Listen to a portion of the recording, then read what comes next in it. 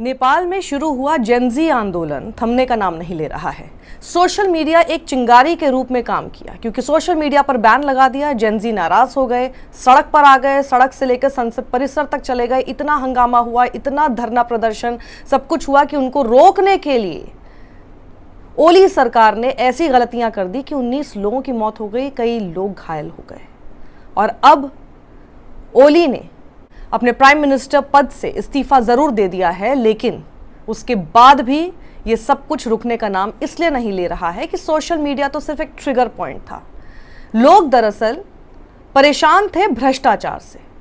ये आंदोलन जब शुरू हुआ तो ये जो जेनजीज हैं, जेनजीज एक बार जल्दी से आपको समझा देती हूँ कौन है। आप जेनजी टर्म बहुत सुनते हैं, लेकिन आप ये सोचिए कि जो रफली 1997 से लेकर 2012 के बीच में पैदा हुए हैं, जो अब समझदार भी हो चुके हैं, बड़े हो चुके हैं, जिन्होंने राजशाही नहीं देखी थी, जिन्होंने पिछला कुछ नहीं देखा था, लेकिन जब से उनको समझ में आया है कि आखिर क्या होती है राजनीति, तब से वो इस सरकार को देख रहे हैं, ऐसी सरकारों को देख रहे हैं। और उनको लगता है कि भ्रष्टाचार इस लेवल तक हो गया है कि इनके बच्चे तो रईसी में जीते हैं और हम लोग हैं जो कि संघर्ष करते हैं। इसीलिए इनके इस पूरे प्रदर्शन का नाम नेपो किड्स आंदोलन था। नेपो किड्स यानी जो नेता हैं, जो लीडर्स हैं, उनके बच्चे महंगी महंगी घड़ियां पहनते हैं, फॉरेन ट्रिप्स करते हैं, बड़े बड़े मकानों में रहते हैं, खूब पैसा खर्च करते हैं, घूमना फिरना, ऐशो आराम सब कुछ उनके पास है। लेकिन शिकायत उनकी ये कि हम क्यों संघर्ष कर रहे हैं। और इसीलिए सड़क पर जिस तरह की तस्वीरें सामने आई, अब नेपाल की स्थिति ऐसी हो चुकी है कि मंत्री भागते हुए नजर आ रहे हैं, जनता बेहद त्रस्त हो चुकी थी। और इसीलिए मैं आपको ये खबर जो दिखा रही हूं, भारत का पड़ोसी देश, ऐसा देश जहां पर हिंदू जनता है और जिस तरह की स्थिति देखने को मिल रही है, जहां पर भ्रष्टाचार से परेशान होकर लोग सड़क पर आ जाते हैं। और लोग ही नहीं, ये जेनजीज हैं, ये वो युवा हैं जो कि देश का भविष्य है। ये मत सोचिए और ये मत सोचकर अपने आप को दिल बहलाते रहिए कि जेनजीज हैं, इनको तो सिर्फ सब कुछ चाहिए आराम पसंद चीजें, पर ये सड़क पर आ सकते हैं जब आप इनका आराम छीनने की कोशिश करेंगे। ओली सरकार ने सबसे बड़ी गलती ये की कि कोर्ट ने कहा था, जरूर कहा था, लेकिन कोर्ट की आड़ में जो इन्होंने किया वो बेहद ही गलत कदम उठा लिया। पहले ही लोग परेशान थे, उसमें ट्रिगर का काम किया। कोर्ट ने ये जरूर कहा था कि ये जो सोशल मीडिया है इसका रजिस्ट्रेशन करना चाहिए और वहीं इसके ऊपर निगरानी रखने के लिए कानून बनने चाहिए। पर यह थोड़ी कहा था कि बैन कर दो। ओली सरकार ने बैठकर इसको बैन कर दिया। YouTube, Facebook, x, Snapchat, Instagram, WhatsApp, everything was band. और अब हालत यह हुई है कि ये बैन हटाने के बावजूद ये आंदोलन रुक नहीं रहा है, ये आंदोलन थमने का नाम नहीं ले रहा है, क्योंकि ये सिर्फ सोशल मीडिया बैन को लेकर नहीं था, लेकिन ये जिस तरह की कोशिश ओली सरकार की लगातार होती रही।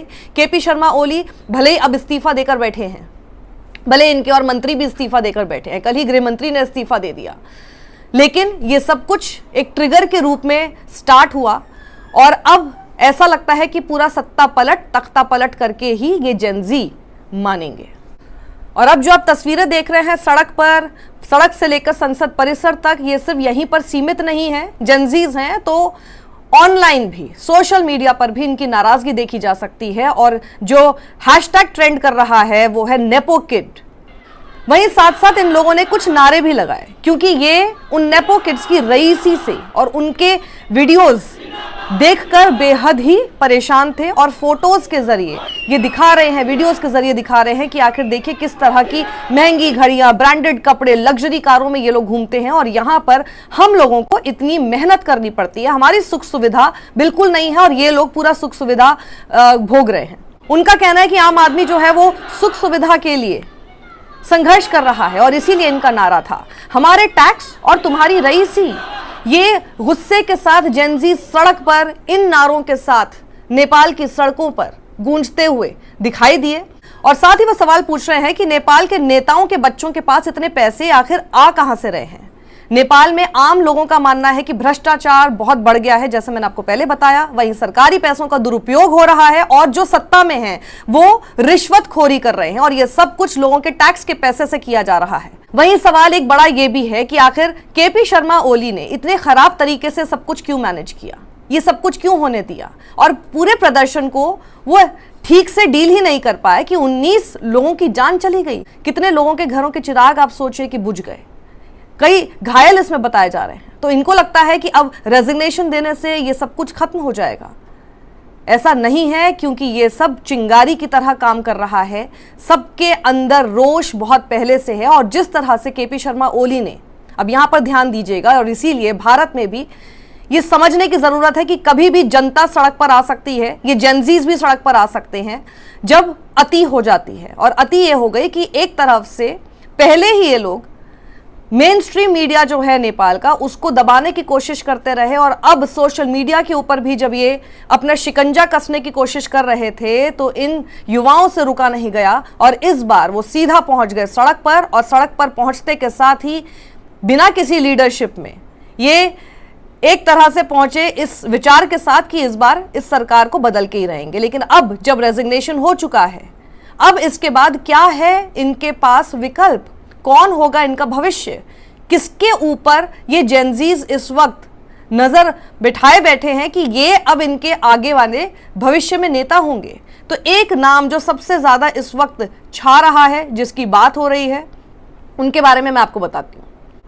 काठमांडू के मेयर हैं बालेन शाह। इनसे लोग सोशल मीडिया पर अपील कर रहे हैं कि इस्तीफा देकर नेतृत्व करें। नेपाल में जब भी वैकल्पिक राजनीति की बात होती है तो बालेन शाह का नाम अक्सर आता है। ये कौन है? ये गायक हैं, पहले रैपर हुआ करते थे, और जेनजीज को विश्वास इनके ऊपर है।